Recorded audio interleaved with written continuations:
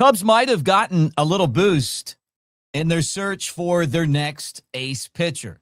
Tatsuya Imai, who is someone the Cubs would love to get, may be a lot closer to being a Cub than we thought yesterday. I'm going to tell you why. USA Today saying that maybe the Cubs are the team to watch for Alex Bregman. We're going to talk Bregman and also a little bit more about Tyler Austin, the utility guy that the Cubs just signed a few days ago after being in Japan for 6 years. All that right here on the Cubs Baseball channel. Like, subscribe, thumbs up. Don't forget about AveD. That's Mick Nation, our Web3 home right there. Boom. That's where we're at. We want you guys to be here with us. Let's get this party started.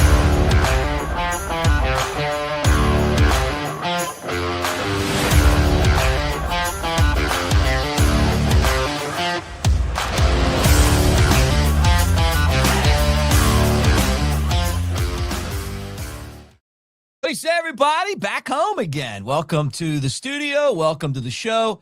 I'm Mick Gillespie, and this is the Cubs Baseball channel. As you can see, hat and neon right there. And also your opportunity, get in AveD, make some comments, play some games. Lots of stuff going on in there. That's our Web3 home. We're picking football right now, but there's also baseball coming up. We'll even do some free agent stuff. We can do it all in there, and it's all free, and we give away cash prizes each week, including all of those Alabama, Oklahoma cash prizes we gave away last night.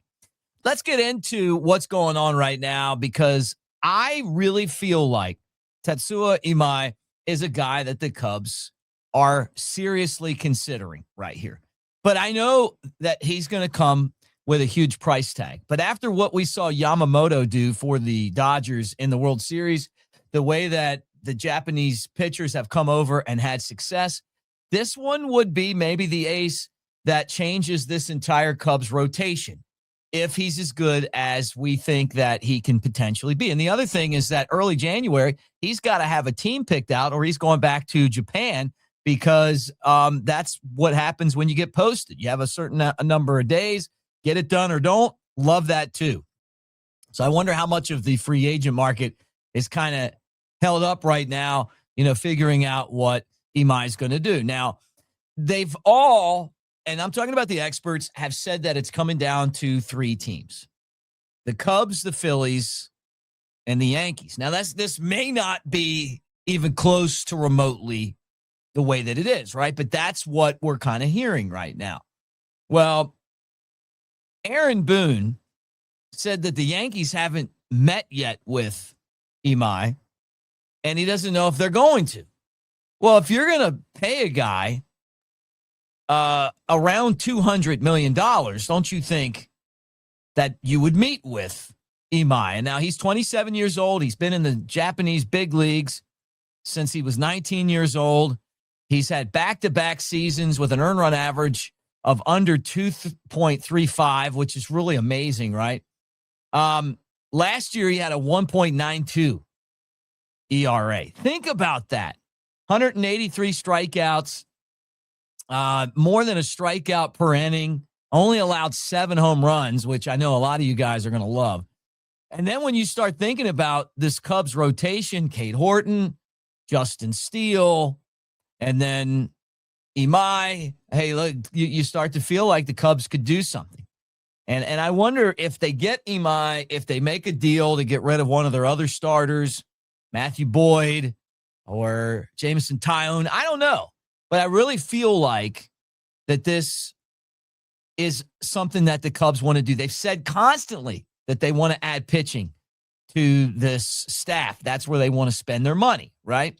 So he's looking right now at a contract that could be, $135 million to $200 million over 6 or 7 years, which is pretty interesting, right?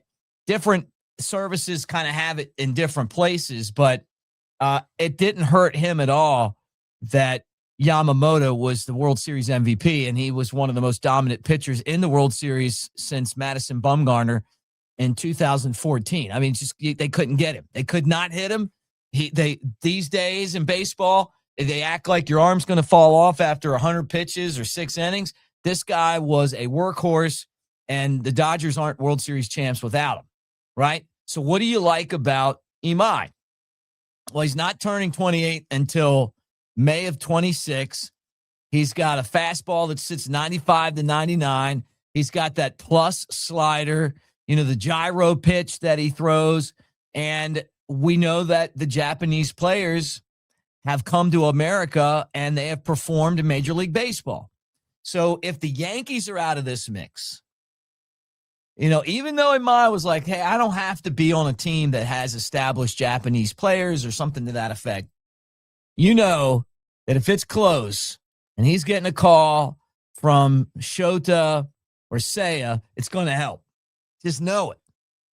And the Cubs could certainly use him. I also have said this many times on this channel. I just love the culture that Japanese players bring to the clubhouse. The work ethic, the team ethic part of it. I think he would be a really great fit.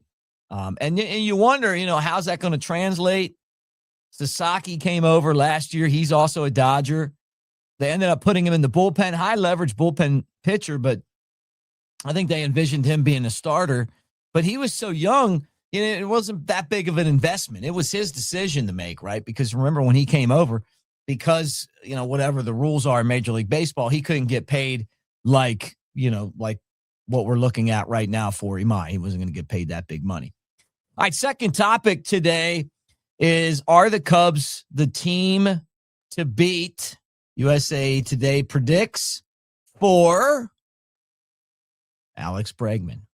Yeah, we keep hearing Alex Bregman, and I just feel like there's a lot of smoke here in this deal. Now, this would be a ton of money spent by the Cubs if they added Bregman and they added Imai. You're hearing about the Nico Horner trade rumors.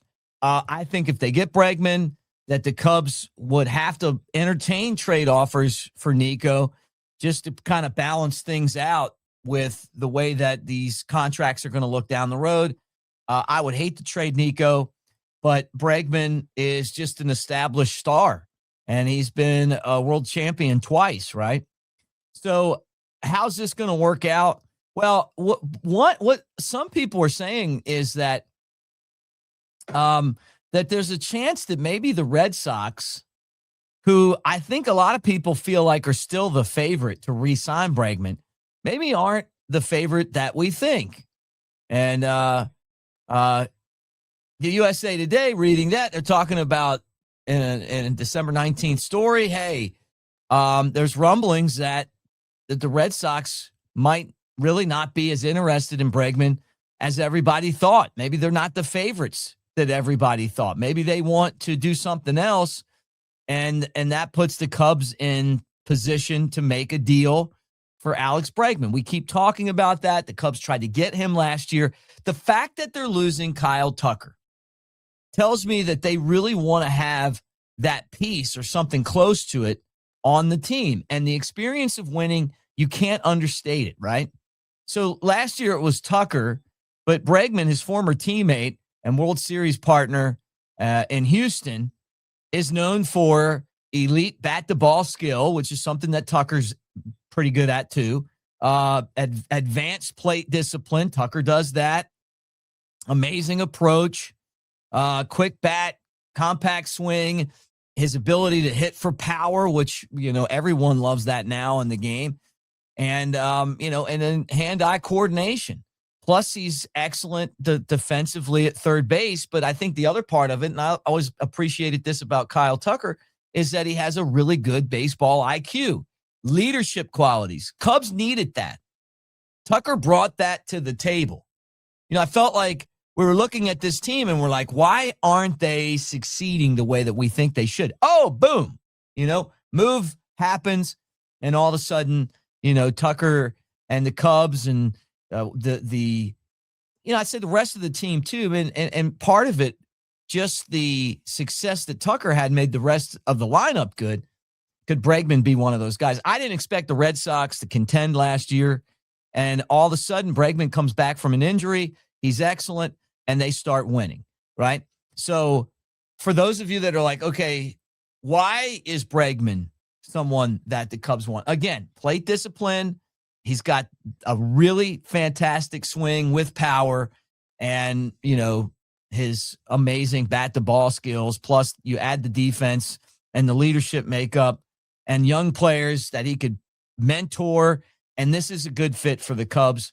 If you're in that desperation mode that the Cubs were in last year, Alex Bregman's that guy. I wonder if the Red Sox feel like, we don't want to go, back with this guy and have to give him all that money. I don't know. I mean, to me, it's like you already had him in in a contract that was long-term. What would really be a whole lot different? Just kind of seeing the way that the market worked out. And how weird would that be if you go back to Boston? I still think there's got to be, because I know if it was me, I wouldn't have liked the way that the Rafael Devers thing was handled. I would have rather have shown up, Devers agree on, hey, we're doing this, I'm cool with that, and we kind of go back and forth on, hey, I'm going to play, he already knows he's not playing third and I'm playing third, or, tell me ahead of time that I'm signing, but we're going to surprise this guy and tell him he doesn't have his position anymore and ruin the clubhouse for the year. They traded Devers, and I think I've talked about that before, and I really do feel like that's something that poisoned the Red Sox team last year. If Devers would have stayed there and been happy, and then you teamed him up with Bregman, could have been a hell of a team. All right, last thing I want to talk about is that the Cubs recently signed American first baseman outfielder Tyler Austin out of Japan. And we're hearing, and I'm learning a lot about Austin other than he played 17 games for the Brewers with Craig Counsell as their manager. And then at 34 years old, a former top Yankees prospect who, signed a one-year deal with the Cubs. He was on the Bay Stars over in Japan. And this is a guy that the Cubs probably look at and think if he can come on and be that utility guy, give Michael Busch some time off, kind of give them a little bit of right-handed presence at the plate and, play some multiple positions, I think they would be pretty happy with him, right? So he's on the 40-man roster. That's only 34 players on the Cubs 40-man roster right now. So I'm curious to see how that all goes down as well, because they still have spots, which means that there's stuff that they intend on doing, and we'll find that out as well. But hearing a lot of good things about Austin and his defensive ability. Not only that, but the fact that he's been a pretty great hitter in Japan over the last few years as well. Maybe that'll translate into coming back to the States and being someone that can contribute. All right, guys. Again, AveD, Mick Nation, hit that QR code, be a part of it. We do this on a daily basis here on this channel. Like and subscribe. Help us get to 10,000 subscribers. Is that too much to ask? It's the holiday season. Let's open up a gift of subscribers. Share with your Cubs friends. Get in here and talk every day. And let's continue to get this team closer and closer to opening day. But thank you, guys. And